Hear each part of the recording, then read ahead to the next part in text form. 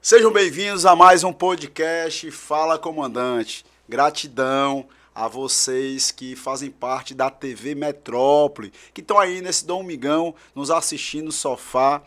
Muito obrigado e um forte abraço a cada um de vocês. E você que está com o celular na palma da mão, nos assistindo no YouTube, também a minha gratidão. Não deixa de curtir, comentar, e você vai ter que compartilhar, porque hoje é diferenciado. Vocês viram logo a diferença, não viram? Só tem um bonito desse lado.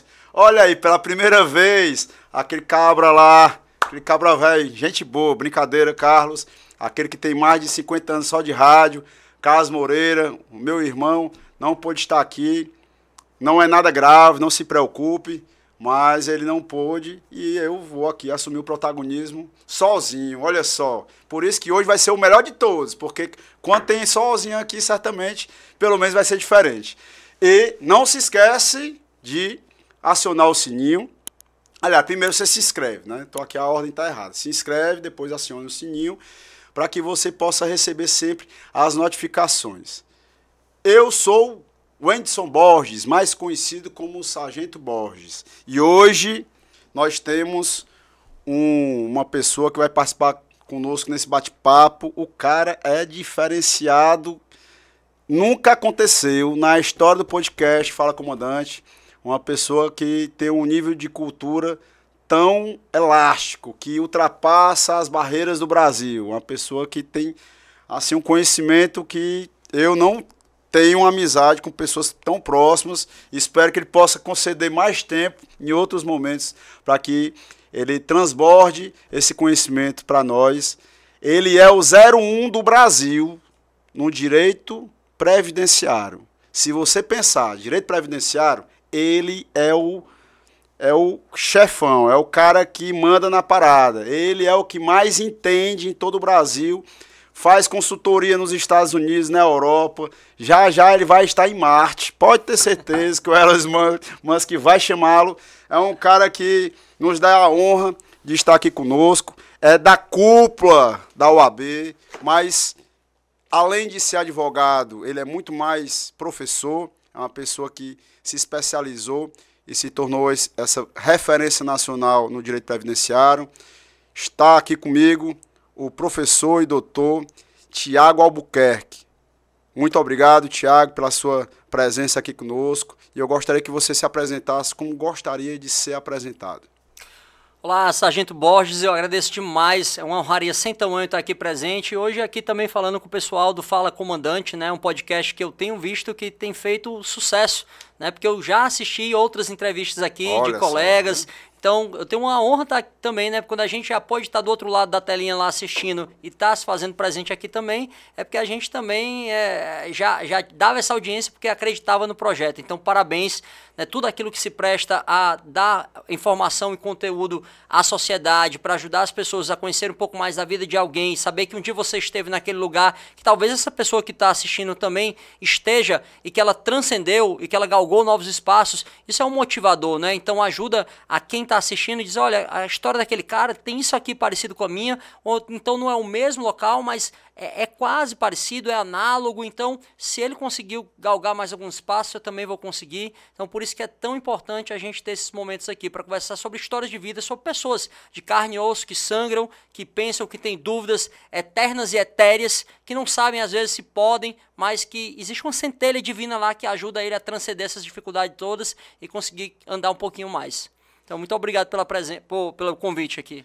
Vocês viram aí, né? O cara já deu um spoiler aqui, já me matando de vergonha, com um monte de palavras difíceis. É complicado. Quem é o doutor, professor Tiago Albuquerque? Eu sou um cearense de 40 anos de idade, filho do Apoliano, ou do Popó, e da dona Silvia, lá de Sobral, mas também enteado da dona Geisa, que eu tenho muito prazer, muito carinho também. E sou do interior do Ceará, né? Moro em Fortaleza já há 28 anos, tenho mais tempo aqui em Fortaleza do que no Ceará, mas sou uma pessoa muito afeita a três coisas que eu julgo muito importante. Primeiramente, acima de tudo, Deus, que é esse grande arquiteto do universo, supremo criador, que eu acredito que todas as pessoas que têm uma subserviência, que elas acreditam num ser superior, né? Eu até trouxe isso de uma palestra que eu assisti do Carlos Wizard. Eu acredito que são pessoas que têm mais chance de ter sucesso na vida. Porque, por exemplo, você que é um sargento, né, uma pessoa que tem esse espírito ordeiro que o militarismo traz, sabe que você respeitar a ordem, respeitar a hierarquia, ela lhe ajuda a ser pragmático. Então, quando você acredita nesse ser superior, você acredita que é obrigado a seguir essa ordem, você tem muito mais chance de sucesso de alguém que simplesmente, de maneira não utópica, mas de maneira anárquica, ele leva a sua vida, acreditando que não tem que ter hora para comer, para flertar, para poder beber. Então, uma pessoa que acredita em Deus sabe que tem balizas, né? O que a psicanálise chamaria, por exemplo, que Freud traz como a ideia de castração, sentimento de castração. O homem, quando ele se sente limitado, ele tem muito mais chance de ter sucesso porque ele tem regras a serem cumpridas, disciplinas. Então, acreditar em Deus, no ser superior, que não traz leis para a gente respeitar, é um fator, com certeza, que eu considero importante de sucesso. Segundo, a crença que eu tenho é uma crença incontroversa que é trazida pelo meu pai, que é meu maior exemplo de vida, de cidadão, de professor, de homem de família, que é a crença de que o estudo ele pode te levar a lugares inimagináveis. E eu falo isso porque na minha vida, durante um tempo, eu tive muita dificuldade em aprender. Mas no momento que eu consegui transcender as dificuldades e me debrucei sobre os estudos, eles foram muito importantes para me ajudar a conseguir galgar espaço que eu queria. E uma coisa que meu pai me dizia que quando era criança, eu tive uma dificuldade de aceitar, quando eu fui virando jovem adulto, ela se fez verdade na minha vida, é que o estudo ele não é só aquele formal. Meu pai dizia que quando você se acostumasse a ler, você ia ler até bula de remédio. E realmente eu leio das mais diversas qualidades de leitura, de literatura, né? Desde a teologia, a filosofia, a literatura, e elas são igualmente importantes, porque elas me ajudam a ter uma riqueza vocabular, uma pluralidade vocabular, que me ajudam a transitar em vários setores, conversar com várias pessoas de várias vertentes, vários vieses, né? Então, segunda crença é no estudo. Então, primeiro Deus, depois no estudo. E terceiro, eu acredito muito nas relações humanas. Eu acredito muito nas pessoas. Há uma frase do Martin Luther King que ela nos traz uma certa angústia quando a gente pensa nela. Que ela diz que o que me preocupa não é o grito dos maus, mas o silêncio dos bons, né? E em que pese a gente viver no momento em que a gente, lembro até do Bertold Brecht também, de outra frase dele, que ele diz o seguinte, que tempos são esses em que eu preciso defender o óbvio, né? Mesmo em tempos inglórios em que a gente pensa que a iniquidade se avizinha e que a gente tem ainda tanta a falta de hombridade ou falta de pessoas que respeitam uns aos outros, eu continuo acreditando no ser humano. Eu continuo acreditando que aquela centelha divina que eu falei no começo, ela ainda está presente em cada pessoa. E eu não estou dizendo para você que está assistindo o podcast, de uma hora para outra começar a acreditar em todo mundo, sem fazer qualquer juízo, para se precaver, não. Eu acho que a gente tem que tomar nossas medidas de cuidado, claro, mas existe sim ainda bem nessa terra. Você se considera um idealista? Não, eu sou muito pragmático, ou pelo menos gosto, mas eu tenho sim uma expectativa de que existe ainda vida humana na Terra. Então eu não me acho idealista porque eu não vivo no mundo dos sonhos, né? No mundo idílico, no mundo onírico, na verdade, o mundo dos sonhos, mas também idílico, né? Mas não acredito. Mas sim, eu acredito que existem pessoas boas, eu acredito que ainda pode existir confiança. E mesmo que a gente ainda confie em pessoas, confie nas relações e ainda tenha alguma decesso, alguma decepção, isso não vai fazer com que isso contamine a toda a humanidade, né? Até porque as relações são tão dinâmicas que em determinado momento uma pessoa pode ter tomado uma atitude contra algo que era interesse seu, mas talvez a atitude não tenha sido contra você, mas porque ela tinha um outro interesse, né? A gente até falava um pouco antes aqui na prévia, no nosso esquenta aqui, como parecia que algumas vezes as pessoas tinham opções antagônicas aos interesses que elas defendiam. Mas, na verdade, me permita utilizar outra linha de estudo aqui, que são as relações internacionais. Tem uma frase muito interessante que diz o seguinte: não existem inimigos eternos, o que existe são interesses perpétuos, né? Então, agora você pode estar contrariando o interesse do amigo seu, porque o seu interesse ainda é aquele lá e o dele é outro. Mas, em algum momento, vocês podem caminhar junto novamente. Então, quando alguém toma uma decisão contrária a você, não necessariamente pessoal contra você, é porque o interesse dele era talvez outro.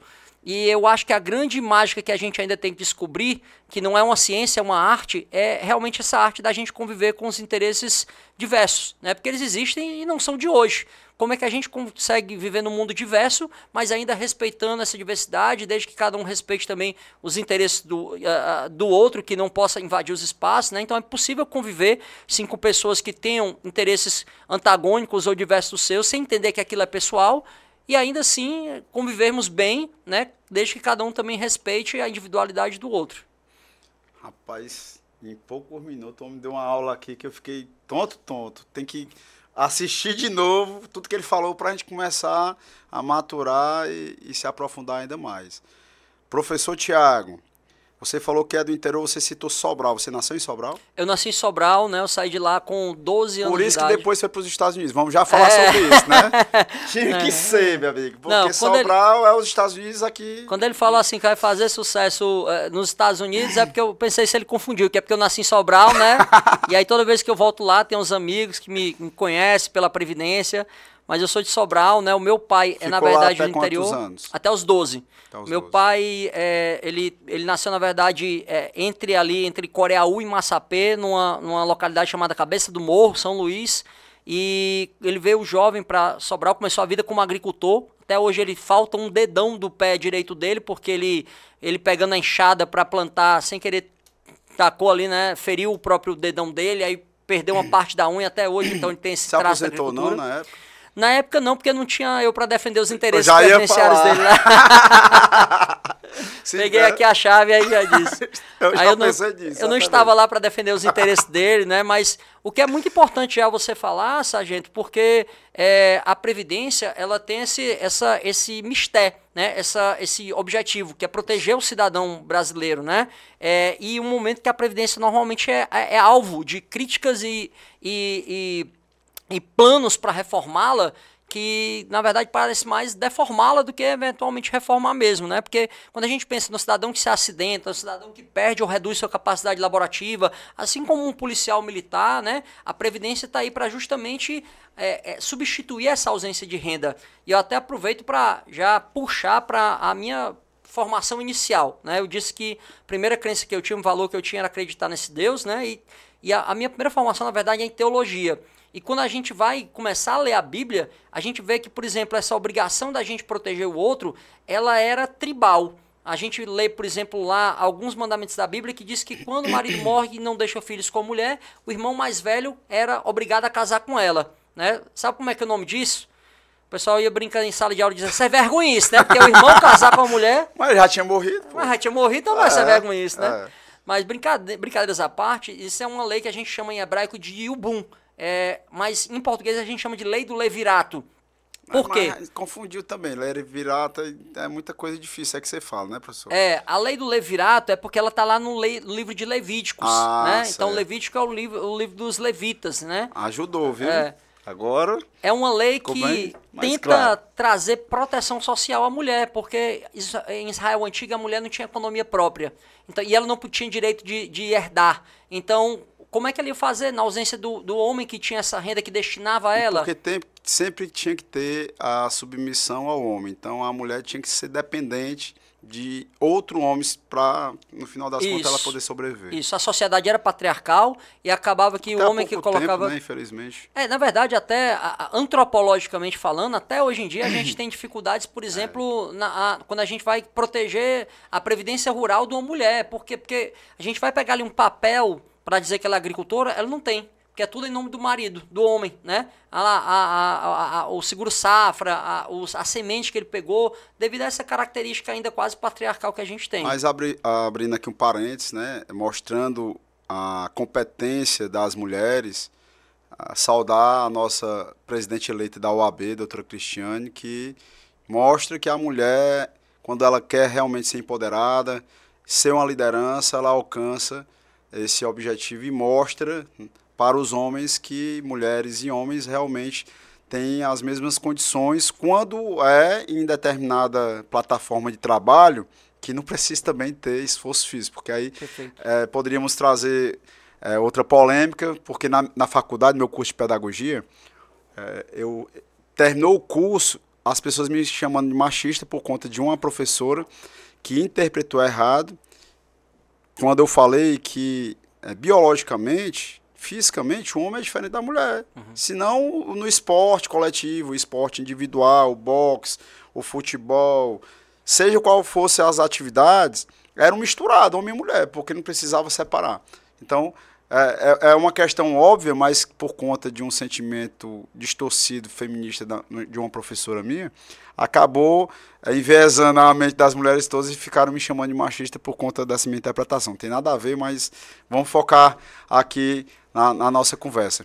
Professor, você falou com relação à sua primeira formação. Você saiu de Sobral, veio com 12 anos para Fortaleza. De Fortaleza, foi progredindo em alguma atividade a chegar na primeira formação.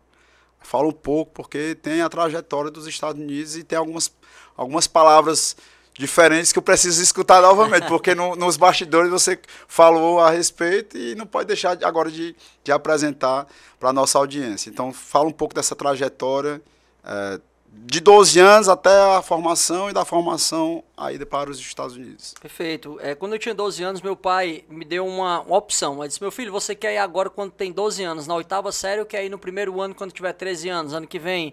E aí eu tinha muito essa perspectiva... Já para os Estados Unidos? Não, para cá, para Fortaleza. Para Fortaleza. E aí eu tinha essa perspectiva, cara, eu tenho que criar resistência. Então, se é para passar logo, criar casca dura e tal, vamos logo agora com 12 anos Já era brabo, com 12 anos já tá com esse pensamento. Pois é, aí eu me empreendi nesse sentido. Não, vamos logo agora, que aí... E veio para casa de quem aqui? Eu vim morar inicialmente com uma tia minha. Meu pai tinha cedido o apartamento para ela morar e passei 9 meses, salvo engano, com ela. Depois disso aí eu fiquei morando só no apartamento. Um tempo minha irmã veio morar comigo. Sozinho, com 12, 13 anos? Foi, num apartamento aqui perto da Santos Dumont. Mas foi uma época também muito legal, de muito aprendizado também, né? Massa. Comi muito esse miojo com atum e salsicha. Muito saudável. Muito saudável. Isso aí é cheio de sódio, né? Acho que é por isso que eu já me operei 26 vezes de cálculo renal. Cara, eu já expeli umas 9 pedras, mas eu nunca operei. Mas eu botei essas pedras todas pra fora. Que bom. E aí eu fiz uma ultrassom. Ainda tem umas 12 aqui. Tem uma pedreirazinha aqui, eu acho que nós somos semelhantes Deve nisso. ser isso aí, a gente é irmão de pedras, viu? Com certeza. Irmão de pedra, é boa. Poxa, mas procura um especialista para ver se é por causa do cálcio ou por causa do ácido úrico. O meu é ácido úrico. Então eu só resolvi tomando alopurinol. Né? A gente recomenda, inclusive, meu nefrologista, se você quiser. Se ele atender pelo ICEC, dá certo. Senão, acredito que atenda. Acredito que atenda. Eu também faço pelo plano de saúde lá, acredito que ele atenda. Eu vim com 12 anos para Fortaleza e sofri muito e no começo, né, porque era 12 anos de idade, né, e eu não tinha amigos aqui e tudo, né, por mais que estivesse com a minha tia, para mim eu tava no auge da inserção do meio social, né, 12 anos você tá na época de... Qual era o bairro aqui em Fortaleza? Era num bairro, na Aldeota, um bairro bom, um bairro aprazível, mas tinha a dificuldade do grupo social, né? Porque quando a gente veio para Fortaleza, vem do interior, o pessoal leva todo tipo de nome. Pergunta se lá no interior já chegou Coca-Cola, se a gente sabe o que é shopping center. Se fosse na praia, o tamanho desse açude aí, tu já viu aí? Olha ali a barreira daquele açude. E se eu te disser que teve um navio que naufragou aí, tá com gosto de sal danado esse açude aí. Pronto, aí o meu apelido lá na escola era o Sobral, né? Ei, Sobral, não sei o quê. Então, a gente ainda tinha esse bullying, né? Que na época não tinha esse nome. E tinha a saudade, né? Dos amigos que eu tinha acabado de despertar, florescer ali para as relações sociais, afetivas e tudo. Mas um cara que me ajudou muito na minha educação emocional foi um sobralense também, o Belchior, né? Que eu adoro a poesia quase que campestre dele também, né? Se o pessoal tem o Billy Nelson lá nos Estados Unidos, a gente tem o Belchior aqui no Ceará. Inclusive uma das poesias mais lindas dele chama-se Galos, Noites e Quintais, que eu ouvia demais nos domingos à tarde, que eram os momentos de maior agruras e saudades de casa, né? E aí, quando eu vim para Fortaleza, passei aqui até os 18 anos, e o meu pai, ele era funcionário público, só que quando ele se aposentou, ele começou a empreender muito. E ele fez negócios muito arrojados, mas em um determinado momento, com 18 anos, ele teve um solavanco financeiro muito grande. E eu fazia faculdade de Direito nessa época, só que eu tinha um senso de responsabilidade muito grande. Você que tinha 18 anos. Eu tinha 18 anos. E aí ele teve um solavanco financeiro e eu tinha um senso de responsabilidade muito grande. E ele disse, não, meu filho, eu ainda consigo pagar a sua faculdade, eu estava no 2º semestre. E eu disse, não, pai, eu não quero não, vou procurar emprego, pode deixar que eu vou atrás de... Assim que eu arrumar emprego, vou atrás de bancar minha faculdade e tal. E assim eu fiz. Aí eu fui trabalhar como um instalador de fumê, numa época, numa loja de vender carro aqui. E aí, com alguns meses, como eu tinha uma facilidade verbal, de oratório, conversar com as pessoas e tal. Já com 18 anos? Com 18 anos. Aí eu trabalhei aqui no Iguatemi, porque essa empresa, ela também trabalhava com um fumê arquitetural, película arquitetural. Então, se você for lá na parte... Até na hora de colocar fumê, meu amigo, você tava num nível de sofisticação diferenciado. Eu comecei no carro. Rapaz, meu amigo. Eu comecei no carro. Mas do carro já foi pra essa outra parte. Aí no carro foram instalar de madrugada, porque no Iguatemi... Foi falar e a retórica acendeu. Aí o pessoal rapaz, gostou, achou bonito, né? Que nem hoje lá no meu escritório falando, não, porque o supedâneo que eu usei, aí o cara, que é ver supedâneo sócio, né? Brincando, não, vai, usa essas palavras bonitas lá, quando for falar com o cliente lá e tal. Aí eu falei e tal, e aí colocaram para eu ajudar, primeira supervisão que eu fiz, supervisão da obra do Iguatemi, de madrugada, né, você só pode começar lá a obra 11 horas da noite, tem que sair 5 horas da manhã. Então, se você vai lá naquela parte ali perto da Centauro, tem aquela escada rolante lá, ela é toda cheia de uma película jateada prata, foi a gente que instalou lá na época lá. E aí também instalei a parte da película, passei um tempo morando no Natal do Midway Mall lá, a gente fez lá uma película jateada que na época era R$126 o metro quadrado, seria equivalente a uns R$300 hoje em dia, né? Então fui trabalhar com essa parte aí, automotivo e depois com a parte arquitetural. Só que eu não tinha muita grana, né? E aí eu decidi ir para os Estados Unidos. Antes disso, quando eu estava morando Vocês viram esse detalhe? Apesar para não ter muita grana, eu vou para os Estados Unidos. Vou para os Estados Unidos trabalhar. Você que é liso, ó, presta atenção, olha para mim, olha aqui ó, na câmera. Você tá sem dinheiro, né? Tá liso. Vá para os Estados Unidos. É só pegar um ônibus e ir para os Estados Unidos. Trabalhar. Fui trabalhar, porque eu queria ganhar em dólar e juntar o dinheiro. Mas o negócio é porque é a ida, meu patrão. A ida é cara. Eu me recordo que eu tinha 18 anos, aí um tio meu me propôs que eu fosse para os Estados Unidos, tinha um amigo dele lá, para trabalhar. Só porque tinha que fazer uma força-tarefa, dar conta que tinha que mostrar, tinha dinheiro para fazer aquilo. Era um ajeitado danado para poder dar certo de ir. Aí, no final das contas, quando teve um esforço para poder dar certo, o cara que estava lá queria me receber, rapaz, não vem agora não, que não vai mais dar certo. Aí acabou findando que não teve nem a possibilidade de eu ir para os Estados Unidos. E aí, mas isso é fantástico, porque hoje você está aqui, né, presidente da ASPRO, uma associação gigantesca, um grande gestor, por tudo que a gente já conversou ali, eu vejo quando você consegue otimizar e alocar os recursos corretamente, né, é a maravilha da vida. Eu digo isso como Deus é forte na vida da gente. Ele consegue transformar o que era poeira em algo sobrenatural de fantástico, tão fantástico que é. Uma vez eu fui fazer uma ação social na igreja que estava cheia de bala lá. E aí, no meio da igreja, lá no Barroso, eu perguntei o que era aquilo lá. Não, aqui foi aquela chacina do Forró do Gago. E eu pensei, cara, que fantástico. Como Deus transforma, tira da lama algo e transforma em algo redentor. É a própria maravilha da ideia de Cristo, né? Algo que vai para as terras, é morto para viver de verdade. Né? Existe nos gregos, eles têm um mito chamado de mito de Eleusis, que é de uma deusa, que ela é a deusa da agricultura, que ela perde a filha dela, Perséfone, para Hades, o senhor do submundo. E aí Hades fica lá com a filha dela, Perséfone, e ela, enraivecida, vai lá falar com Zeus para tentar pedir a filha dela de volta. E aí Zeus, não, peraí, vamos fazer uma composição? Você fica 6 meses com sua filha e 6 meses Hades fica com ela no submundo. Quando ela passa 6 meses com Hades, ela fica triste. Aí a terra morre e toda a semente fica adormecida na terra.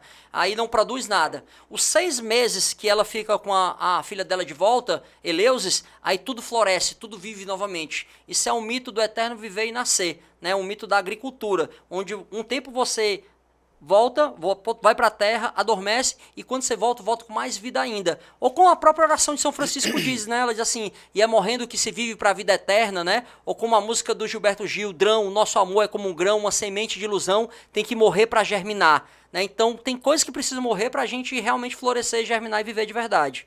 Extraordinário. Com menos de 30 minutos de podcast, nós já temos calculado, viu, doutor? 295 citações, mais de 1.550 palavras difíceis. O pessoal tem que repetir esse podcast um bocado de vez para anotar e ir lá no dicionário para começar a estudar.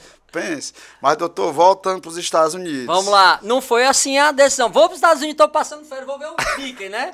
Inclusive, nunca vi o Mickey. Na verdade, eu tinha, né, os meus olerites e fazia faculdade de economia na UFC na época, né? Era faculdade, era gratuita, então... Dá pra traduzir o que é onerites aí? Olerite, né? O contra-cheque, né? O valor que você recebe lá. Então, consegui, né, o meu visto, mas queria ganhar em dólar para juntar um dinheirinho a mais. Massa. Só que quando eu estava lá em Natal, eu conheci uma coisa muito interessante, que talvez você, Sargento Borges e os demais ouvintes aqui também possam ter a mesma história.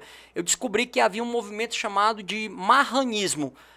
Um judeu marrano. O que é isso? É um mará, vem do hebraico, que significa amargo, e anu é um sufixo, ou seja, é um componente posterior à palavra, que significa nosso. Então, marrano, é o significado de nosso amargor. O que significava isso? Pessoas que descobriram que as suas famílias eram judias, mas tiveram que forçadamente, amargamente, se converter ao catolicismo na época para fugir da Santa Inquisição. Caramba. E eu descobri isso lá em Natal, numa sinagoga chamada Brás Palatinique. Isso prestes pessoas... para os Estados Unidos. Hã? Isso prestes aí para os Estados Unidos. E aí eu descobri que minha família tinha uma ascendência judaica. Meu pai falou que minha mãe tinha ouvido isso quando eu tinha 8 anos de idade, do Monsenhor, lá de Sobral, do Colégio de Freiras. Só, olha, sua família Oliveira é uma família de judeus, que eles vieram de determinada região e tudo. O meu pai, desde os 10 anos de idade, usava uma estrela de Davi. Só que eu perguntava a ele, pai, eu quero essa estrela de Davi, o que é isso aí, na verdade? Ele dizia, meu filho, isso aqui é a estrela que guiou os reis magos para ver Jesus. Só que na cristologia, essa estrela para ver Jesus, que guiou os reis magos, ela é de 5 pontas. E a estrela de Davi é de 6 pontas. Até porque pouca gente sabe. Na verdade, quando a gente ora em hebraico, a gente fala Magen Davi, porque é escudo de Davi. Porque, na verdade, em hebraico arcaico, o Dalet, o fonema do D, o Dalet, ele é um triângulo. Então, o escudo de Davi tinha um triângulo para cima e um triângulo para baixo. Por isso que era de 6 pontas. Por quê? Porque era a inicial e o final do nome Davi. Um D no começo e D no final. Então a estrela de Davi, o escudo de Davi, na verdade ele tem 6 pontas porque são 2 triângulos, um para cima e um para baixo. Massa. E aí meu pai não sabia que ele tinha essa reminiscência judaica na família e a gente acabou descobrindo. Ninguém sabia que a estrela era dessa forma. Todo mundo achava que era cristão. Tenho certeza, 99% não sabia, eu não sabia. Não sabia o porquê, né? Muito massa. Porque tinha 6 pontas. E fora coisas que a gente conhece que está até no nosso inconsciente coletivo que eu comecei a descobrir, alguns até muito simples, a história da gente não poder apontar para a estrela. Por que isso? Né? Porque as famílias judaicas, elas fugiam da Inquisição, mas elas diziam para o filho assim, olha, quando chegar sexta-feira à noite, vai ter o jantar especial da família. Para o judeu isso é o jantar de Shabat, né? De sábado, de sagrado. Por quê? Porque o mundo começou quando veio a escuridão. O sol nasceu só no 4º dia. Tanto é que até os evolucionistas perguntam como é que o mundo foi criado em 7 dias, só que a gente tem uma explicação bíblica para isso. Primeiro que em hebraico o nome dia é Yom. Yom não significa 24 horas. Yom significa período de tempo. E até o 4º dia eu não tinha sol e lua. Então até o 4º dia pode ter passado bilhões de anos. Cara, que eu não saberia dizer quanto tempo foi. Extraordinário. E o próprio Isaías, quando você vai em 53, ele fala assim, 1000 anos são aos teus olhos como a vigília da noite que se passou. A teoria da relatividade, que foi comprovada em Sobral, em 1929, pelo Albert Einstein. Sobral, né? Tudo tem que ser Sobral. O epicentro da história mundial é em Sobral. Belchior, Didi, Renato Aragão, Didi Mocossózal, colesterol, Renato Aragão. Tem esses políticos também, claro, que são grandes políticos também. Mas o Belchior, a primeira condenação do Brasil na Corte Interamericana de Direitos Humanos aconteceu porque em Sobral morreu uma pessoa chamada Damião num hospital psiquiátrico e o Brasil foi condenado na Corte Interamericana por causa desse caso que aconteceu em Sobral. Mas o Einstein comprovou a teoria da relatividade lá, vendo que o tempo era relativo. Por quê? Porque Sobral era o lugar mais perto dos trópicos para ver a passagem de um determinado cometa. E aí ele mediu o tempo lá em Sobral e outra pessoa mediu nos Estados Unidos. E o cara disse que nos Estados Unidos o cometa passou mais demorado, em Sobral passou mais rápido, que era mais próximo. Só que o tempo foi a mesma coisa. Só que quando eu estou mais próximo, ele parece passar mais rápido. Então o que o Einstein descobriu? O que Isaías já dizia há muito tempo. 1000 anos são aos teus olhos como a vigília da noite que se passou. Nossa. O tempo é relativo, né? Então... E essa sua teoria, com certeza, a imensa maioria da população que lê a Bíblia, que escuta o pastor, que escuta o padre... Eu tenho um amigo bispo, pastor, padre, são vários religiosos e cada um traz uma teoria. Por isso que é muito complicado para mim, principalmente porque eu sou extremamente crítico, sou questionador em tudo. é entender, porque cada um diz alguma coisa, sendo que a escrita é a mesma. Né? Então você trouxe algo que foi fantástico, essa explicação dos 7 dias. Porque realmente remonta a algo muito mais profundo e mais lógico, exatamente o que a própria ciência já nos traz. Muito interessante. Perfeito. E quando a gente pensa, né, Sargento Borges, em estudar os porquês da Bíblia, a gente tem que ir lá para a origem. E a Bíblia ela foi escrita inicialmente em hebraico, então a gente tem que buscar ao sentido da palavra em hebraico, ao que a gente chama em hebraico de shoresh, que é a raiz da palavra, para tentar entender o que é que significa mesmo ela. Professor, por isso que agora, de agora em diante, eu só confio em alguém que fala da Bíblia, quem fala hebraico. O senhor fala hebraico?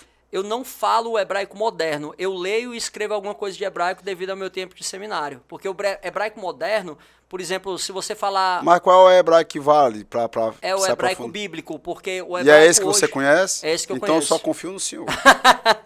Porque aí você vai lá nas escritas da origem do negócio, porque de lá para cá já teve uma mutação que no final não tem a mesma consistência, né? É muito importante estudar. Eu, na verdade, sou um assíduo leitor de etimologia, que é a origem das palavras, né? Eu gosto muito de entender, porque a gente consegue entender aí verdadeiramente o significado, né? Por exemplo, a mais curiosa que eu vi ultimamente era a diferença entre o A do grego e o A do latim, porque o A do grego tem um significado e o A do latim tem outro. Um serve para negar, por exemplo, você diz assim, moral e amoral. Né? Então não tem ausência da moral. E outro significa para tornar aquela coisa. Quando eu falo averbar, tornar verbo, escrever. Quando eu falo afiliado, é um cara que se tornou como se fosse meu filho. Né? Então o A para uma determinada etimologia. Por isso que de lá para cá pode ter algumas modificações que gera uma dubiedade de interpretações e no final das contas muito pastor por aí, padre, deve estar pregando negócio errado. É importante que a gente leia a Bíblia não como a gente interpreta a arte, porque a gente interpreta a arte com significado pessoal. Eu lembro muito bem de o Caetano, o Chico tem uma música, Chico Buarque, gosto muito também de música, e o Chico tem uma música que diz assim, você não gosta de mim, mas sua filha gosta, né? Então, tem essa música, e quando ele estava cantando, estava participando de um programa da década de 70, chegou uma moça no auditório e disse assim, olha, o meu pai é capitão do exército, mas eu gosto de você. Aí eu lembro que o João perguntou a ele essa história assim, mas você escreveu aquela música como crítica à ditadura, porque aquela moça perguntou, aliás, disse que o pai dela era capitão e você do exército, mas ela gostava de você, então era uma crítica para dizer, olha, a ditadura pode não gostar de mim, mas as pessoas gostam. Ele disse, não. Porque quando eu era adolescente, eu gostava do menino, o pai dela não gostava, mas ela gostava de mim. Só por isso. As pessoas querem complicar, né, mãe? Tá igual a prova que eu fiz do concurso. Eu estudei raciocínio lógico, era uma pilha, assim, de cálculo. Meu irmão, eu tô aqui safa. Eu cheguei na prova, aí eu tava achando muito simples. Não pode. Aí eu fui fazer muito cálculo, porque não pode ser tão simples. Ou seja, eu tive uma nota muito baixa nessa parte específica da prova. Eu passei no concurso, mas nessa parte...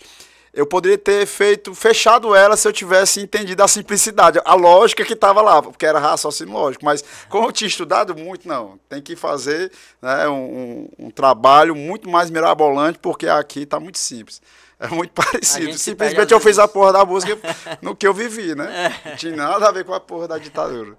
Bacana demais. E os Estados Unidos? Os Estados Unidos, quando eu cheguei lá, eu trabalhei de babá, pintor, entregador de pizza, garçom. Trabalhei numa ruma de coisa lá para juntar essa ruma de dinheiro que o pessoal dizia que ia para lá e limpei casa, trabalhei com faxina, né? Trabalhei um bocado de coisa, só que teve um tempo que eu conheci uma comunidade judaica ortodoxa. Aqueles judeus que só vivem de preto e branco, de barba, né? Que as mulheres com cabelos... Os mais tradicionais possíveis no planeta. Na verdade, existe o ortodoxo e o ultra-ortodoxo ainda. Meu Deus do céu! Maria, tem ultra-ortodoxo. Eu lembro até de uma história que eu cheguei para visitar a comunidade a primeira vez e eu fui aí estender minha mão para a mulher do rabino. E ela disse, não, tá tudo bem. Uma mulher e um homem não se toca, porque a Bíblia tem uma regra de que quando a mulher está no período menstrual e 4 dias antes e depois, ela está impura ritualmente, né? Não é impura, mas impura ritualmente. Então ela está no período de nidá. Então, para você não tocar nela, então é melhor você não vai sair perguntando, você está no período de nidá, né?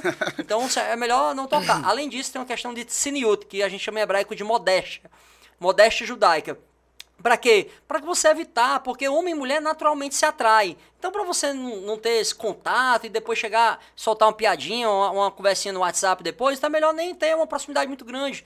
Tanto é que, por exemplo, nas sinagogas, ou se você vivesse numa comunidade judaica, se você fosse levar uma mulher no seu carro, você só podia levar se tivesse uma meritza, que é um pano separando você e ela, para você não ter contato com ela. Caramba. Também. Durante a sinagoga, para você não se distrair olhando para mulheres que podem chamar sua atenção, eu sou mulher ou outra mulher, né? Então existe essa separação muito clara lá entre os sexos. Se esse povo vir aqui pro Brasil... tem que segregar aí no local. Tem que separar, ó, pai, faz uma ilha aí pra eles aí, bota um muro, não deixa eles viver a realidade do Brasil não, porque o negócio se desmantela em pouco tempo. E aí eu fui conviver nessa comunidade porque eu sempre tive uma curiosidade muito grande sobre Deus. Eu passei por uma determinada questão na minha infância que me fez criar essa curiosidade. Por que acontecem coisas com pessoas que em tese não deveriam acontecer? E por que outras que talvez merecessem e não acontecem, né? Então eu sempre tive essa curiosidade. E eu sempre não consegui entender pela lógica cartesiana, a do se então. Se então, devia ser isso.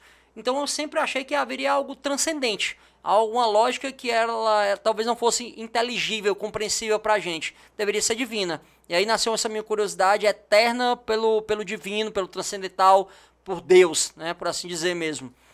E aí eu decidi começar a conviver naquela comunidade judaica, comecei a aprender, né, eu virei um bahurim, não é um bacurim, viu? Parece muito, um bahurim, yeshivas bahurim. Nem passa pela minha cabeça. Eu já aproveitei o cearense para dizer. Que é um estudante, e aí eu ganhei uma bolsa para passar 10 dias na Califórnia, lindo, ali a gente foi lá. A praia, não, a gente não curtiu porque a gente não podia ficar lá, mas a gente foi andar de caiaque no Oceano Pacífico, mas com aquela roupa lá. Aquela roupona lá, preto e branco, só tirava o terno. Botava um short, mas a camisa branca, de kippah na cabeça, que é aquele solidel. E podia ficar nessa marmotagem lá? Podia, porque o movimento era para tentar pegar adolescentes, jovens adultos, perdão, que estavam afastados do judaísmo religioso e trazer de volta. Então tinha que flexibilizar um pouquinho, né? Para depois, quando for cooptado, tchau. Pronto, tá fechado agora, não pode mais sair, não. E aí, nesse momento, a gente ficou, inclusive, na casa do fundador do McDonald's, do Ray Kroc. Foi muito legal. Massa. A gente tava lá, tinha as reuniões de estudo numa mesa que cabiam 40 pessoas, porque era a reunião que ele fazia com os executivos lá do McDonald's. Então a gente ficou lá, claro que o judeu ele tem regras de alimentação muito claras também. Então a casa foi toda preparada para nos receber, né? Tem foto dessa época? Eu acho que eu tenho uma no Facebook ainda. Depois manda pra gente colocar aqui pro pessoal ver, né? Na edição, né? Na edição. Vou colocar. Não tá bem batida, não dá pra ver meu cachinho, meu peiote, mas tinha um cachinho na época. Como é que é? Peiote. Peiote é aquele cachinho... Aquele cachinho lá que o pessoal... Igual o macarrão, né? Macarrãozinho. A Bíblia diz que do canto do campo você não pode raspar a cabeça, né? Então, os rabinos dizem, os ortodoxos, que basta você ter o suficiente para pegar assim. Isso aqui já é suficiente. Só que os mais religiosos gostam de deixar crescer mais ainda para mostrar que eles realmente cumprem o mandamento, né? Então você não tem que deixar o cachinho, mas se você quiser mostrar... Então o pessoal aqui que faz degradê, viu, Edson? Aí lascou. Peladinho total. Os ultra religiosos, eles ainda fazem o quê? Para dizer que cumprem verdadeiramente o mandamento? Raspam toda a cabeça e deixam só a parte do canto da cabeça que não pode raspar, deixam crescer mesmo o cachinho. Deve ficar muito bonito, Fica lindo. Se você vê algumas comunidades ultra religiosas de Israel, você vê lá, fica bem interessante. Não dá para ver muito porque tem um kippah, mas você percebe aqui que tá raspado o restinho e tal, né? E aí eu convivi nessa comunidade, quando eu fui passar esses 10 dias internado, né, nesse internato, né, na Califórnia, eu via gente que passava o dia estudando a palavra de Deus. Eu disse, cara, é isso que eu quero para mim, eu quero passar o dia estudando a palavra de Deus. E aí eu apliquei, né, eu concorri à vaga em 3 seminários rabínicos, que a gente chama Yeshivá, e aí um deles me deu a bolsa completa de moradia, de estudo, e aí eu fui morar nessa Yeshivá, para poder passar... Yeshivá é uma comunidade. Yeshivá é uma escola. O nome Yeshivá remete à escola, que é um local onde você vai aprender ali sobre a Torá, o Talmud, o Midrash, o Shulchan Aruch e esses outros livros que a gente estuda, né?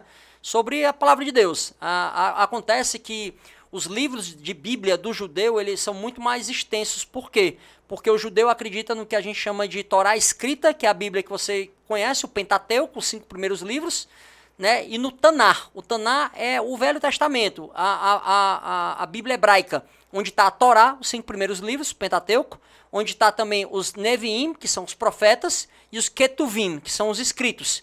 Daí que a gente tirou acróstico. Acróstico é a junção de letras ou sílabas. Então, Torá, Neviim, Ketuvim, Tanar. É daí que a gente tudo tira. muito simples, doutor. Isso aí é fácil e dá para tirar de letra. Dá. Tudo que você falou aí... E aí, por que o judeu ele acredita que existem duas Bíblias? Ele acredita que existe a Bíblia escrita e a Bíblia que a gente chama de Torá Shabá Pé, que é a Bíblia oral. Porque tem alguns mandamentos lá na Bíblia escrita que eles remetem a algo que você deve ter visto. Eles dizem assim, quando matardes o animal, fazes como eu te mostrei. Só que não tem YouTube na época, pra você ver. Ou então, ele fala lá de uma coisa que se a gente não tiver especificando o que é, a gente não sabe. Diz assim, e atarás para os teus olhos, eles serão como testeira para ti. E você usará os tefilins, os filactérios. Mas o que é filactério? Se a gente não souber a especificidade, então os judeus acreditam que quando Hashem, o Eterno, ele entregou, né, no Monte Sinai, a outorga do Sinai, a Moshe Rabbeinu, Moisés, nosso mestre, ele entregou a Torá, ele também deu algumas dicas orais. E essas dicas orais foi passado para Moisés, depois para Josué, depois para os 70 anciãos, depois o povo começou a aprender. Só que aí quando correu o risco do pessoal aprender, um rabino chamado Yehuda Hanassi, Judá o príncipe, em 525 terminou de compilar todo esse conhecimento dessa Bíblia oral, também numa Bíblia escrita chamada Talmud. Meu Deus do céu. Paz, a minha vida todinha, eu nunca tinha ouvido em pouco tempo tanto negócio complicado. Você também. Não vem dizer que não tá achando massa, mas ao mesmo tempo... tudo que eu conheço, tudo que ele tá falando, besteira, né? Cara, nós vamos ter que assistir isso aqui umas 50 vezes pra ficar ali estudando. Isso aqui é um estudo. Eu ainda vou repetir no que eu tô, de uma parte que eu vou falar agora, mas isso aqui é um estudo tão profundo que eu acho que 1 ano, 2 anos é pouco pra gente estudar nesse podcast tudo que foi falado. É impressionante a sua inteligência. É impressionante. Não, é a pessoa que mais me impressionou ao longo da minha vida inteira de tanto conhecimento. Inclusive, beba água e fale em voz alta o agradecimento. Vamos falar então, tudo que a gente faz como judeu, a gente tem que agradecer, né? Essa bênção da água é a bênção genérica, é Baruch atah Adonai Eloheinu melech haolam shehakol nireh b'devaró. E eu vou dar outra bênção, que quando os judeus antigamente, como era difícil ter roupa, então quando você ganhava uma roupa nova, você tinha que comemorar um evento festivo. Então quando você encontra um amigo, quando você está num lugar bacana, você faz essa bênção que remete a um momento festivo, né? Que é Baruch atah Adonai Eloheinu melech haolam perdão. Baruch atah Adonai Eloheinu melech haolam. Nossa, Tiago, você pode errar. Verregando, verresimando, lazeman, lazé. Bendito seja nosso Senhor, Deus, Rei do Universo, que nos traz essa data festiva. Rapaz, eu já tinha percebido o erro. Da hora que você começou a... Você errou, rapaz. Eu percebi o erro. Ainda bem que eu não tenho que ir ao banheiro, porque a do banheiro é uma das mais longas que tem. Eu demorei um bocado de tempo pra aprendê-la, viu? Mas demora muito tempo, dá tempo pra falar aqui. Pois é. Do banheiro é o quê? O 2 ou 1? É qualquer coisa que você vai fazer no banheiro. Qualquer coisa.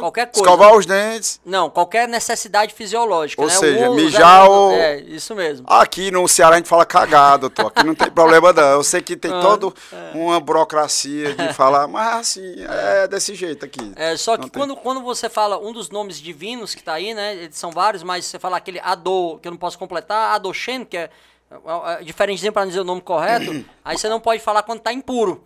E aí os rabinos tiram que é 72 minutos. Se você tiver apertado demais, que não consegue segurar em 72 minutos, você não pode pronunciar o nome de Deus. Por quê? Porque os nomes de Deus, quando você multiplica ele pela Kabbalah, que é um conhecimento judaico de números, ele dá justamente 72, né? O seu nome, por exemplo, tem uma Kabbalah própria, que eu posso depois tentar descobrir, né? Mas até para você entender o que é a Kabbalah, é a tentativa de descobrir o significado das coisas através dos números. Por exemplo, a Bíblia, se você observar, ela tem 613 mandamentos. Por que 613? São 248 negativos, 365 positivos. Por quê? Porque 613 é 6 mais 1, 7. 7 mais 3, 10. 10 dá 1 mais 0. 1 mais 0 é quanto? 1. Só que é um número plural, 10, mas representa 1. Porque ele representa a pluralidade de Deus dentro da sua unicidade. Ou seja, o monoteísmo. Um Deus que ele é plural, mas ele é um só. Ele não tem vários deuses para você ficar recorrendo. Caramba, é muito conhecimento. Vamos fazer a Kabbalah e do seu nome, depois eu vou mandar pelo WhatsApp, você já coloca aí na edição também. Cara, massa demais. Vai ser Uma honra extraordinária. Então não precisa nem falar quando for fazer o 02 aqui, porque é mais demorado. Mais demorado, Não, vamos deixar para a próxima. Para beber água foi desse tanto, mas a gente para outra coisa, né? Doutor, é muita história. Eu acredito que 1 hora de podcast é muito pouco, principalmente pela profundeza de conhecimento que o senhor tem que apresentar. Mas voltando para o Ceará, para a gente poder entender a sua trajetória como um cara que se tornou exponencial no Brasil no direito previdenciário. Você tinha me relatado nos bastidores que fez a OAB há pouco tempo. Aí, olha só, com 18 anos você iniciou o curso de Direito, aí teve que suspender para trabalhar, foi para os Estados Unidos, aí se aprofundou na área religiosa, voltou, aí trabalhou no INSS, você tinha me relatado também, então fez vários cursos de pós-graduação, chegou a mestrado, mais do que mestrado, não, pós-graduação. Tô terminando doutorado. Doutorado. E aí depois veio a fazer a OAB para se tornar advogado. Então, como é que foi essa trajetória para se tornar essa referência nacional no direito previdenciário? Foi muito interessante, Sargento Borges, porque para mim, a ida para o direito previdenciário é uma das provas da manifestação da misericórdia de Deus na minha vida. Porque eu já estava lá um tempo no seminário, o rabino-chefe lá me deu 3 anos, ele me deu mais 3 anos de seminário, de bolsa. Ele me deu uma carta de recomendação para eu voltar, para eu conseguir mudar meu visto para ficar direto lá. O consulado negou meu visto, tirou o meu que eu tinha, e aí eu fiquei aqui deprimido no Brasil. Caramba, meu Deus do céu, cara. Bichos. Tudo que eu queria era voltar, continuar estudando a palavra de Deus, pegar minha ordenação. Quantos anos? Foram mais de 2 anos lá. E aí eu precisava, o rabinato são 6 anos para você terminar a sua ordenação. E aí eu fiquei extremamente frustrado. Quando termina vai ser o quê? Rabino. Rabino. Rabino. Aí o rabino é como se fosse um pastor. Como se fosse pastor. Aí vai viver ou nessa estudando, vibe, cuidando de pessoas, né? Só que, na verdade, muitos judeus se ordenam rabino, mas não viram rabinos mesmo profissionais. Entendi. Porque o nível de estudo do rabino é muito alto. Então, só você ter o nome de rabino não significa que você vai liderar uma comunidade. O Ed Macedo não chega nem perto. Eu não saberia dizer. Mas, porque, por exemplo, mas para construir uma igreja com patrimônio da Universal, ele essa Bíblia que eu falei, oral, ela tem 52 volumes. Então, além da Bíblia, escrita são 52 volumes. Fora isso, tem um livro de elucubrações rabínicas chamado Midrash, que é um livro fantástico, que fala de algumas lições muito importantes da vida da gente. Por exemplo, ele fala lá que, a Bíblia fala que você tem que construir o Mishkan, o tabernáculo no deserto. Só que aí esse livro de elucubrações, ele fica fazendo perguntas. Por quê? Por que o povo judeu se amava a Deus de todo o seu coração? Por que ele tem que construir algo? E aí os rabinos Midrash dizem assim, vamos fazer um exercício, levante a mão. Aí todo mundo levanta. Por que levantou a mão? Porque você pediu. Tá bom, então quando você está construindo o templo, você está fazendo porque Deus pediu. Então a ação ajuda a introjetar dentro de si o conceito do porquê você está fazendo. É por amor a Deus. Então a ação nos ajuda a embutir aquele sentimento dentro da gente, né? Por isso que a Haskalah, como a gente diz, o iluminismo, foi um movimento tão deturpador para tanta coisa da humanidade, porque as pessoas dizem, não, basta você amar Deus no seu coração, você não precisa agir, não precisa ir para uma igreja, para um templo, precisa orar, se você estiver ali filosoficamente, de maneira etérea, já acreditando em Deus, já é o suficiente. Não, amar a Deus também é uma ação contínua, né? Mas voltando, para mim, por que é uma prova da misericórdia? Porque meu visto foi negado no dia 4 de janeiro, e aí tinha um concurso do INSS aberto com a prova de 16 de março. E aí eu voltei, e aí um tio meu trabalhava num cursinho, e ele disse que conseguia uma bolsa pra mim. E aí nessa época eu fiquei trabalhando na cantina. Qual foi o lapso temporal aí? Foi janeiro de 2008, no dia 4 de janeiro. E o concurso era março? Dia 16 de março. 2 meses? 2 meses, 71 dias.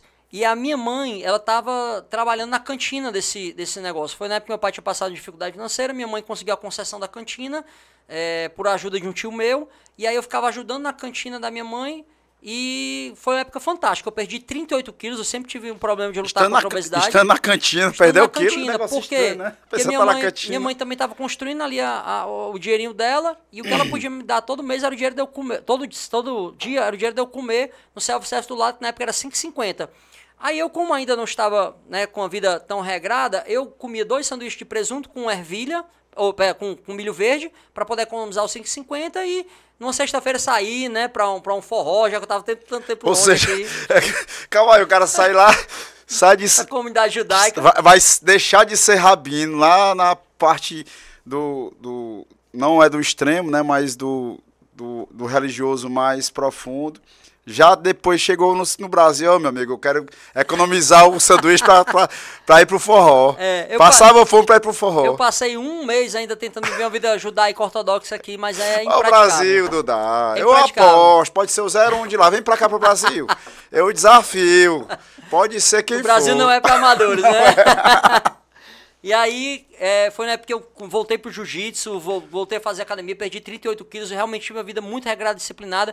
Eu dormia no avental, na parte da cozinha, na cantina, porque eu ajudava minha mãe, aí assistia aula, aí à noite, à tarde tinha que esperar os alunos voltarem para o cursinho da tarde, e aí eu não queria voltar para casa, porque eu não queria gastar o dinheirinho, né, que eu economizava para sair no final de semana. Eu dormia no avental durante 6 a 8 meses, dormia no avental da cantina para poder recepcionar os alunos da tarde, ajudar minha mãe a vender na cantina.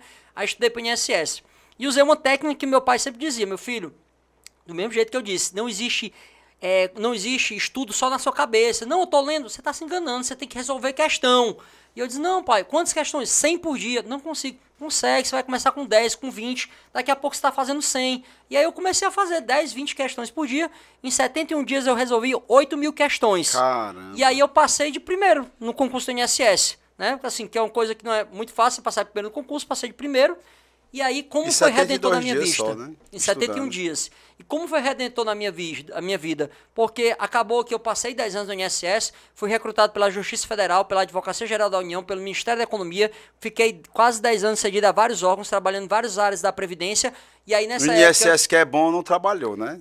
Trabalhei no INSS também, porque 7 anos e meio direto no INSS. Só que os outros órgãos me requisitavam. Eu fui dar uma palestra e o procurador-chefe da Advocacia Geral da União disse: cara, esse cara conhece muito Previdência, vamos recrutar ele para trabalhar como preposto. Aí tinha um juiz federal e disse: olha, eu quero recrutar esse cara aí para trabalhar comigo na Turma Nacional de Uniformização. E aí depois vieram os outros convites. E aí passei 10 anos lá e nessa época, né, eu fui fazer o mestrado na Pontifícia Universidade Católica de São Paulo, PUC, que é o melhor programa de mestrado em Direito Previdenciário que a gente tem hoje em dia no Brasil, porque é o único realmente especializado. E aí foi a época que eu comecei realmente... Aliás, antes mesmo de entrar na PUC, eu comecei a vida acadêmica docente. E eu quero já dar esse depoimento também. No começo da vida da gente, ninguém quer publicar os artigos da gente, ninguém quer dar entrevista, ninguém quer chamar a gente para podcast, ninguém. Só lixei bem, doutor, vou logo acreditar, porque me disseram que isso é 01 do Brasil. Ai, olha aí. Só por isso. Mas eu quero dar esse depoimento para vocês. Cara, criem os espaços de vocês. Ninguém queria me gravar, eu comecei a gravar vídeo no Facebook. Ninguém queria publicar meus artigos, eu criei um blog. Meu blog chegou a ter 3.000 visualizações por dia. Eu cheguei a gravar um vídeo que teve na época do Facebook, 2014, 93 compartilhamentos e 3.000 visualizações. Já era muita coisa na época. Por quê? Porque eu gravei uma música explicando o que a Previdência tinha a ver com a Shinerai. Porque o Tony Guerra cantava aquela música, todo mundo tem Shinerai. Ei, mãe, a senhora é aposentada? É, minha avó também é. Aí eu tava no trânsito, chegou no sinal vermelho, bem na hora do refrão da música, sem planejar. Fui explicar: a gente sabe o que a Previdência tem a ver com a Shinerai? É porque nos grandes rincões do país você tem falta de inclusão bancária. Só que o benefício do INSS serve de fonte de financiamento para compra de bem de mau valor agregado. Porque você pede consignado, faz a reforma da casa, compra uma TV de tela plana ou uma Shinerai. Por isso que a música eu perguntei: mãe, a senhora é aposentada? Minha avó também é. Para comprar, para financiar. Por isso que ela tem um impacto grande na economia. Aí bem na hora eu voltei a tocar a música da Shinerai também, aí esse vídeo viralizou. Nossa. E aí eu lembro que na época um coordenador do Damásio, que era um dos maiores cursos jurídicos do país, ele mandou pra mim no Facebook: ei, cara, riu, e disse: me manda teu mini currículo aí pra ver se eu te chamo pra algum projeto. Aí eu compartilhei com uma pessoa na época e eu disse: e aí, tu acha que ele vai te chamar pra dar aula no Damásio? Eu não. Sou nem bacharel em Direito ainda, sou aqui do interior do Ceará e tal. Tu acha? Eu não, acho que ele vai me convidar para ser debatedor em alguma coisa. Aí 2 dias depois ele mandou também de novo, mandei por e-mail, ele disse: cara, eu queria ter um projeto aqui chamado Como Advogar no Direito Previdenciário, que te chamar para vir dar aula aqui em São Paulo. Caramba. Só que pior ainda que isso aí, Sargento Borges, foi porque eu fiquei ainda mais nervoso, porque o nome do curso era Como Advogar e eu não era nem formado em Direito. Caramba, rapaz. Como é que eu vou falar pra esse cara na hora? Eu não vou falar. Eu mandei só lá. Ele pediu um mini currículo, eu coloquei especialista em gestão previdenciária. Foi a minha primeira pós. Aí eu acho que gestão previdenciária passou batido por ele. Aí ele me chamou, aí eu dei aula muito nervoso. O pessoal de Sobral mandava na frente: ei, cara, fala devagar, tu tá nervoso e tal. Só que eu tenho 3 defeitos muito grandes. Além da beleza incontestável, eu falo muito alto e rápido, normalmente. Como né? assim? Eu não entendi essa primeira. Porque não é defeito. E aí o pessoal torcendo por mim lá. E aí o cara disse, cara, tu vai embora aí quando? Eu disse, vou embora sábado. Não, fica até domingo, que eu tô chegando do Pará e eu queria almoçar contigo pra te conhecer. Me levou pra um restaurante italiano chamado Que Bárbaro. Negócio chique lá, estourou um champanhe. Eu morrendo de vergonha na época, servidor do INSS, ele bebendo champanhe lá. Eu disse, você bebeu o quê? Não, cerveja mesmo. Aí eu pedi a cerveja e aí ele, não quer provar um pouquinho? Não quero não.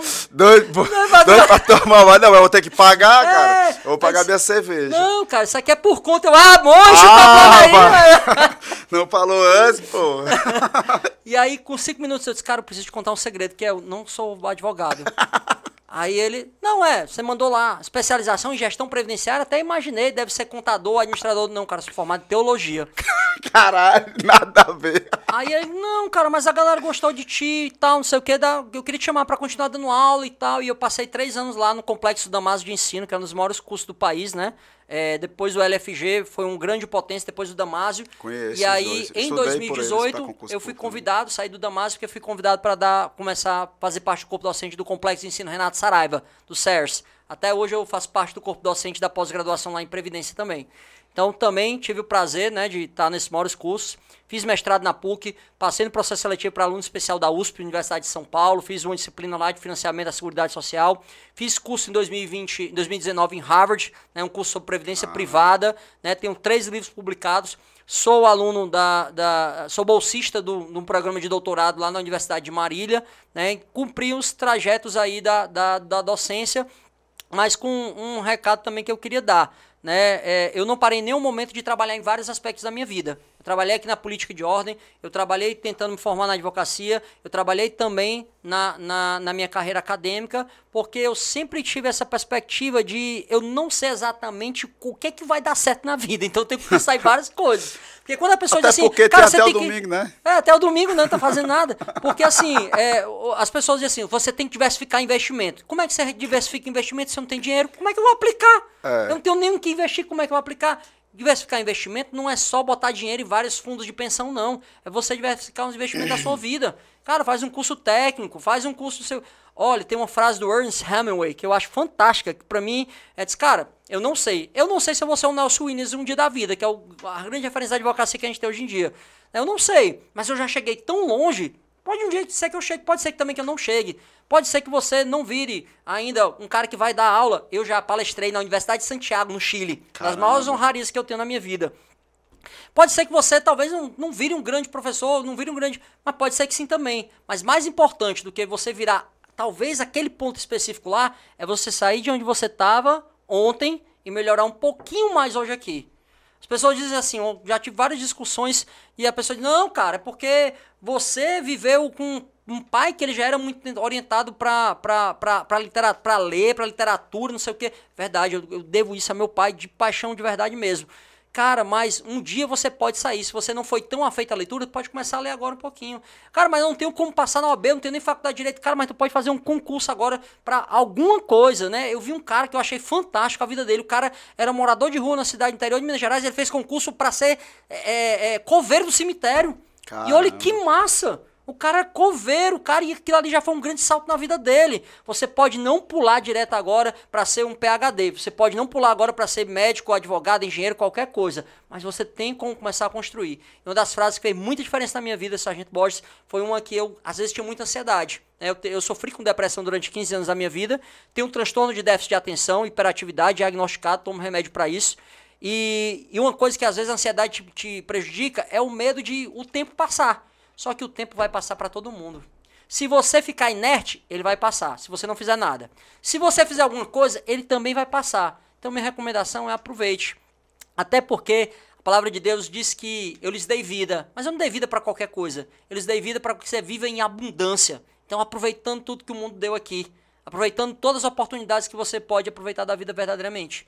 De estudo, de trabalho, de relacionamento. A gente não veio para ficar dentro de um casulo lá esperando a vida passar. A gente foi realmente para aproveitar as maravilhas que Deus colocou na vida da gente. O homem é imparável, viu? É impressionante. Doutor, nós temos aqui a condição de passar pelo menos tendo água para beber, sem a necessidade de falar em hebraico a toda vez que for beber água. Pelo menos umas 12 horas de podcast. Eu sinceramente, em 60 e tantos podcasts, eu não sei se é o 66, 67, e com todo respeito aos seus antecessores que também tiveram conosco batendo papo, eu não conheço outros que passaram pelo podcast e provavelmente eu não conheço outra pessoa que eu tive relacionamento, né, de pouco tempo ou de muito tempo, que tenha a profundidade ampla de conhecimento que você tem. Porque você fez uma exposição em que todos nós iremos precisar assistir várias vezes esse podcast, fazer anotação, pegar o dicionário, pegar o Google, o GPT, tudo enquanto para fazer pesquisa, para poder, no decorrer de uns 2, 3 anos, a gente conseguir destrinchar o que você nos apresentou em 1 hora. É assim, muito impressionante mesmo. Estou aqui boquiaberto. Por mais que nós tivemos há pouco tempo a oportunidade de conversar lá na Aspra, e você já tinha demonstrado uma retórica muito sofisticada, mas estava muito na área do advogado, né? E aqui a pluralidade de possibilidades de conhecimento que você tem é muito vasto, é realmente muito fantástico. E infelizmente mesmo, se nós tivéssemos plateia aqui, todo mundo estava dizendo assim, porque é muito impactante a forma de você se pronunciar, a sua desenvoltura e a exposição muito vasta de conhecimento. Assim, eu ainda estou aqui muito impactado com tudo que você nos apresentou, mas tudo que começa tem que terminar e nós estamos concluindo. E eu vou deixar o meu comando, espero que você possa deixar mais outro comando, porque nessa reta final você já deu alguns comandos, né? Mas quanto mais sinalizações para a nossa audiência, melhor. Não deixando de falar dos nossos patrocinadores, Aspra, que é a principal, né? A que está bancando a banca. Por acaso eu sou presidente, então a gente tem que ter essa parceria, né, Aspra? Claro. Até porque nós temos que apresentar a todos os militares estaduais do estado de Ceará que a Aspra é a melhor entidade representativa de policiais e bombeiros militares do Norte e Nordeste.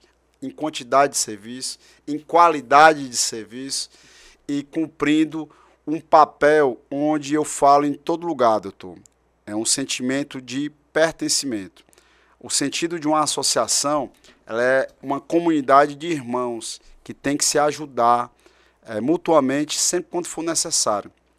E esse sentimento de pertencimento eu reverbero em todo o estado de Ceará para que o nosso associado possa entender que além dos serviços que são importantes, além dos produtos que nós ofertamos, que é o 01 do mercado, em todos os aspectos, nós temos que compreender que a nossa associação, não posso falar das demais, mas a nossa associação, ela faz parte de um movimento onde o policial militar, o bombeiro militar e as suas pensionistas têm que ter, primeiro, a consciência de entender que todos nós estamos aqui na Terra, fazendo parte de algo, e essa parte que ele faz, integrando a associação, é algo que importa para eles e para suas famílias no nível de busca também de reconhecimento social, seja da população ou do próprio governador do estado. Então, tenham na Aspra um sentimento de pertencimento e entendendo que o presidente que vos fala está representando com muito vigor, com muita ação, com muito entusiasmo, com muita coragem, todos vocês.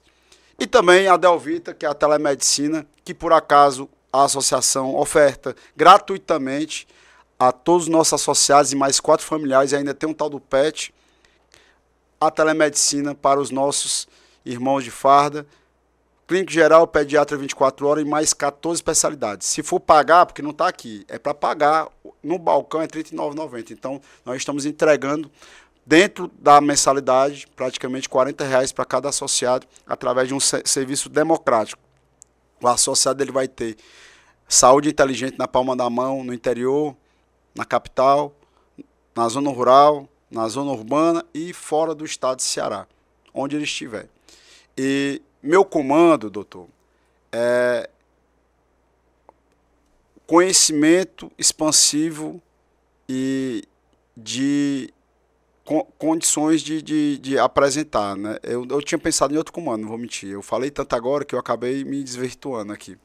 Eu estava pensando em outra coisa, porque a sua história, ela traz um ápice, né? Que seu pai tinha uma condição melhor, aí depois teve esse declínio relacionado à dificuldade e você teve toda uma resiliência, mas que tinha meio que um vício de absorver conhecimento num nível que fez com que você se tornasse esse cara que dentro da curva natural da sociedade você está aí entre o 0,001% e mostra que tem a condição de poder ofertar para as pessoas o que tem de melhor, que o conhecimento ele é poder, e o poder é exatamente a pessoa ter uma maior felicidade, porque a ignorância, a pessoa sucumbe aos prazeres ou até coisas mais insignificantes, e a pessoa só passa na vida, né? Ela não vive, ela passou, morreu e não deixa nenhum legado porque simplesmente ela não compreendeu a magnitude de estar vivendo. E a vida, necessariamente, para viver com qualidade, ela tem que absorver o máximo de conhecimento para poder não viver só para ela, mas viver também para as outras pessoas. Então, o meu comando, que era para ter sido mais curto, eu acabei me estendendo mais, é exatamente essa exploração de conhecimento e a sua competência de passar tudo isso para as pessoas. Obviamente, aí vou agora deixar minha crítica, que a pessoa também tem que ter um dicionário na mão, né, para poder lhe acompanhar. Doutor, o seu comando final. Bom, meu comando final eu acabei falando do Ernest Hemingway e esqueci de citar a frase dele, né, que é o escritor americano. Eu falo assim com esse sotaque porque eu sou de Sobral, né, então eu falo inglês. Cara, é muito fácil, né? É de Sobral? Ele diz que não existe nada de nobre em ser melhor do que o seu semelhante. A verdadeira nobreza é ser melhor hoje do que você foi ontem. Então esse é meu comando. E eu queria terminar também com um comando que na verdade, outra coisa que eu sou afeito é literatura. Eu gosto muito de poesia. Então eu queria parafrasear uma poesia do Oswaldo Montenegro chamada Rasuras, que ela diz o seguinte: me desculpe o mesmo gesto, meu constante gesto insano, que por mais que a mente negue, teu coração ele marcou, como a lógica dos fatos que eu traí a todo instante, rasurando o nosso branco com a mistura que eu sou. Me desculpe ou melhor não, me abrace e comemore, que a rasura que foi feita foi perfeita na sua hora. E mais que o mais perfeito, rasurar valeu a pena, pois já esteve rasurado o primeiro original do mais lindo poema. Meu amigo, se até o mais lindo poema já esteve rasurado e não deixou de ser lindo, quem dirá a vida da gente com esse Deus misericordioso que a gente tem? Ou seja, se você até hoje não tomou uma decisão na tua vida de ter propósito, de pensar em como aproveitar a tua vida de uma maneira completa, de uma maneira holística, esse é o momento. O que ficou rasurado ficou para trás. Nunca é hora nunca é deixada a hora, ou seja, nunca é tarde demais para começar de novo. Cara, impressionante. O seu HD, professor... É a cabeça de grande demais. Esse seu HD aí não é normal, não. Deus, ele foi muito bondoso com você, porque juntando talvez esse prédio todinho de mais de 25 andares, juntando todos esses seres humanos comuns, tem um HD ainda menor do que o seu. Eu tinha que ter alguma queria convidar aqui, vem cá, Wes. Eu queria aproveitar essa oportunidade também, professor, para concluir, de apresentar a vocês esse ser humano maravilhoso, que é meu irmão mais novo. Ele aqui é meu filho, ele quer me matar de vergonha barbado, não pode um negócio desse, né? E declarar o meu amor incondicional a essa pessoa que eu faço questão de sempre beijar, né? É o único homem que eu sou tarado por beijar, é um negócio fora do comum. Você querer beijar um cabo fardado, que ele vai se tornar fardado daqui um ano que vem, né? Mas barbudo, só ele mesmo, só um filho que eu amo demais. Filho, você é o homem da minha vida. Valeu, meu filho. Mais um beijo aqui.